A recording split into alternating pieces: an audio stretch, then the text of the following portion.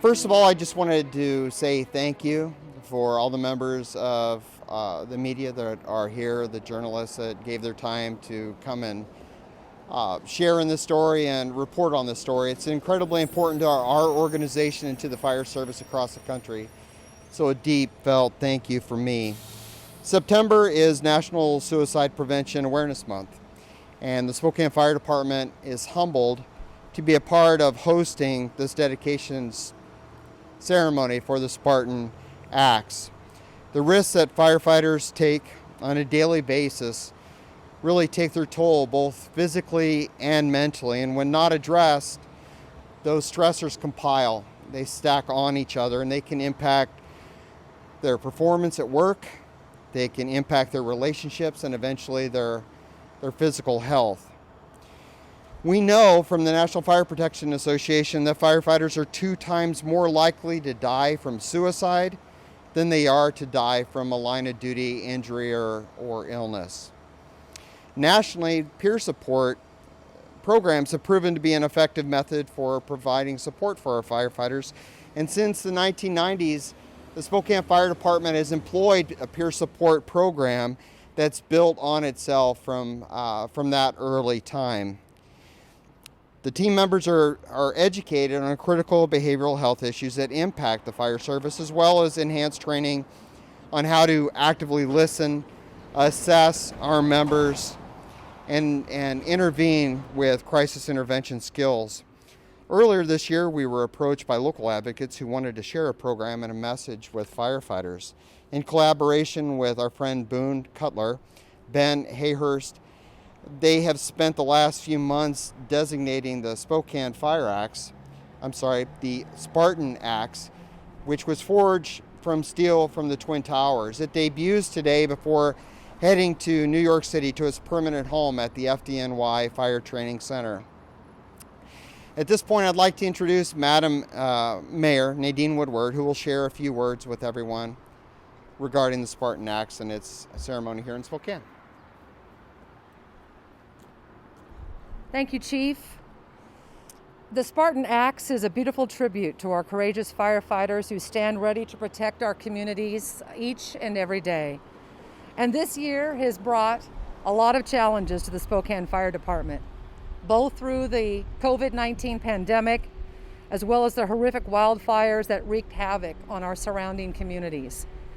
I am so proud of all of our firefighters who so willingly stepped in and supported the other area fire districts to contain the wildfires and protect people's homes and properties.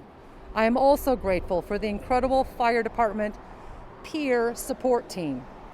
Like many careers in public service, as a firefighter, it is easy to focus on duty to others, and that service can come at the expense of their own mental health.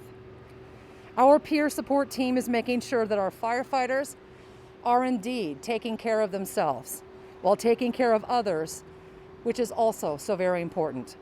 To all of our SPD members, no matter who you are, it is always okay to not be okay.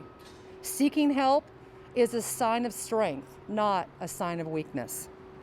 Our community relies on you to show up at the worst moments, and that means your health, physical and mental, is a top priority, and the peer support team is here for you. You know, it's often said that the most epic battle that a hero faces is one that we never see.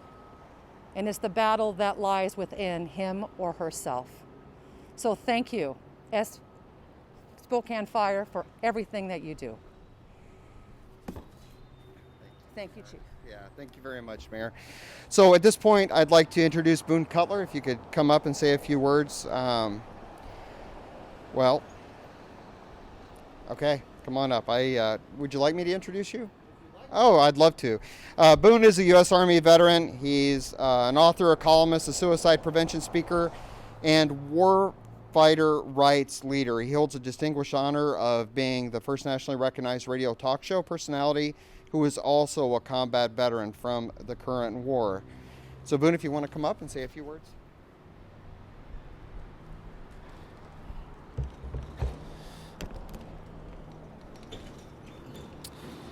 In 2010, I wrote a thing called the Spartan Pledge, and it wasn't anything that it wasn't formalized.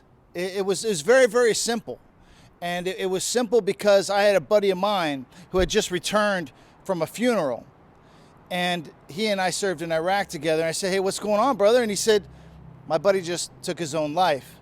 And then that brought up the topic of suicide. And then we started talking about it. And I said, "Hey, bro, you ever thought about that suicide?" And he's like, "Yeah." And he asked me the same thing. And I said, "Yeah, I think about it every day." We reached out to other guys on our team. We all figured out we were not saying the obvious. We were all dealing with the same thing.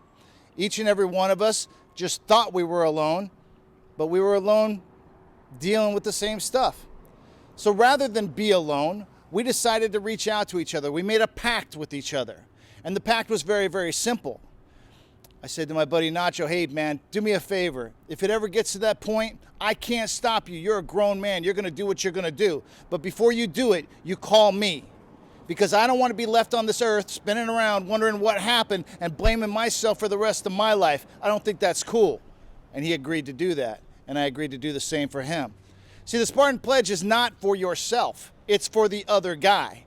The Spartan Pledge is not so you can live another day. The Spartan Pledge is so you know the other guy knows that they can reach out to you so they can live another day. We tell people in the warfighter community, and I think it's the same with our first responders and anybody else, being National Suicide Month, this is September.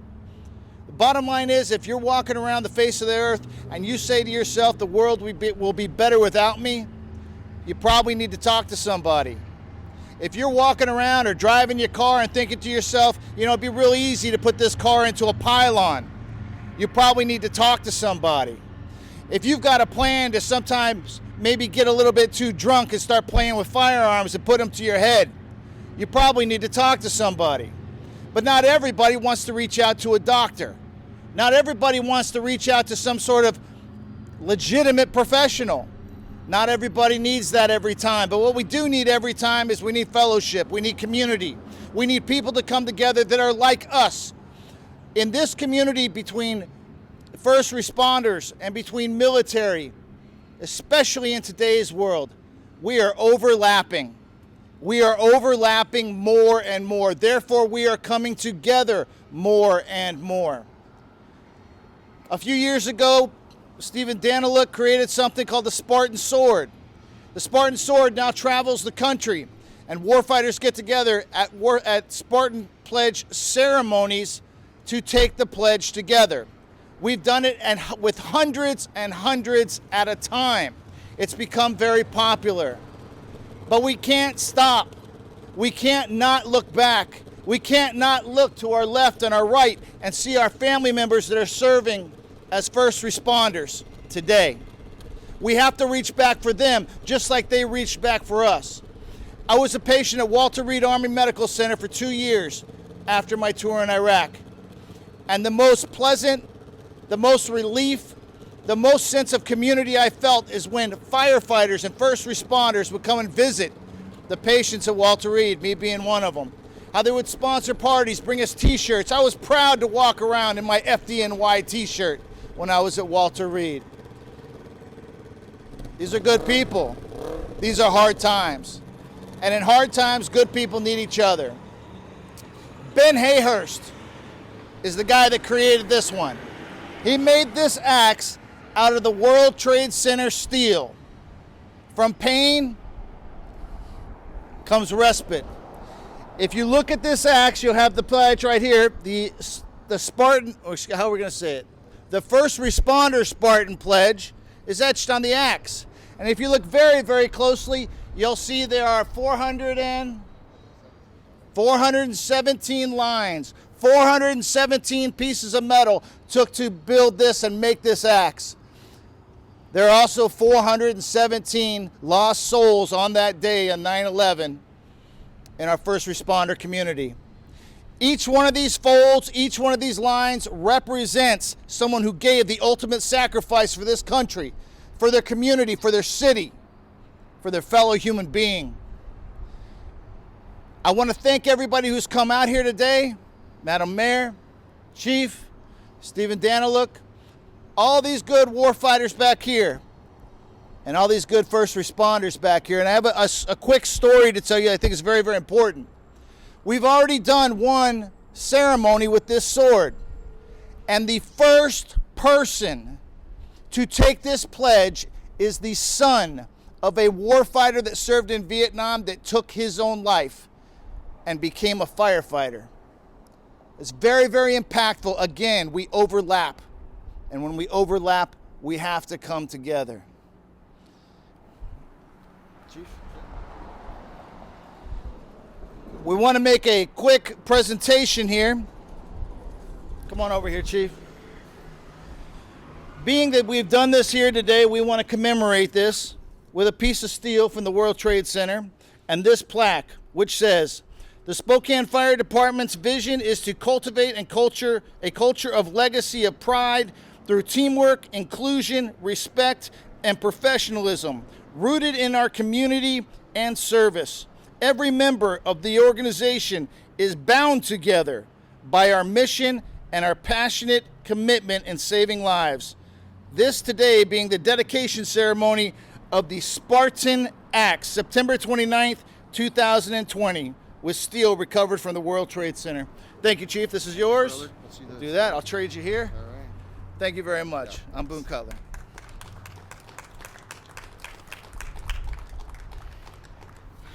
Well, again, thank you, Boone, and thank you, everybody, for coming today. It's regardless of our rank, of our current assignments, if you're struggling, we recommend highly that you contact our peer support team and realize that you are not alone. All of us that have any tenure in this organization know somebody that has taken their life that serve on our organization or another organization, so it's critical for us to take this opportunity for September, for everything that Boone and the team has done to check on each other.